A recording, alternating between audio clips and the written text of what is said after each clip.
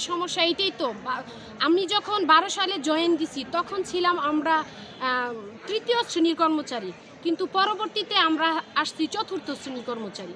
কেন এটা দেওয়া হলো? এটাই আমাদের সমস্যা। আমরা ট্রেনিংটা আমাদের আরও 1 বছর করে দেওয়ার জন্য, 1 বছর করে দিলে আমরা ডিপ্লোমাতে চলে যাব। ডিপ্লোমাতে চলে গিয়ে আমরা আমাদের প্রমোশনটা চাচ্ছি। আমরা ব্লক পোস্টে থাকতে চাই না। আমাদের প্রমোশন একটা প্রমোশনে ছিল, আমরা সেখানে এখন আমরা যেতে পারতেছি না। আমরা আমাদের যে শিক্ষাগত যোগ্যতা ছিল, এখন আপনারা দেখবেন আগে এসএসসি লেভেলে হয়েছে, আমাদের নিয়োগ হয়েছে। এখন আমাদের আপনি যদি রিসার্চ করেন তাহলে দেখবেন 100 জনের মধ্যে থেকে 98 জনে পাবেন মাস্টার্স কমপ্লিট করা। এখন আমরা চাচ্ছি আমাদের শিক্ষাগত যোগ্যতার ভিত্তিতে আমাদের প্রমোশনের ব্যবস্থা করা হোক। আমরা এই ব্লক পোস্টে থাকতে চাই না। কারণ আগেও 10 বছর বা 15 বছর আগে যারা ছিল তারা এখন আছে, তাদের সিলেকশন গ্রেড দেখ, তাদের একটা সম্মান দেওয়া হোক। যথেষ্ট সিনিয়র যারা আছে তাদেরকে সম্মান দিয়ে, এবং আমরা যারা নতুন নিয়োগ আছি আমাদেরকে শিক্ষাগত যোগ্যতা অনুযায়ী আমাদের প্রমোশনের ব্যবস্থা করা হোক।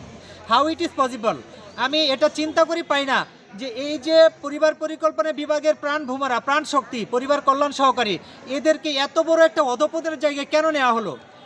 আপনারা জানবেন যে যখনই আমরা আমাদের টপ লেভেলের কর্মকর্তাদের সাথে কথা বলেছি, তারা বলছে যে আপনাদের নিয়োগ বিধি নিয়ে আমরা এই কথা বলছি, এই টেবিলে আছে, ওই টেবিলে আছে।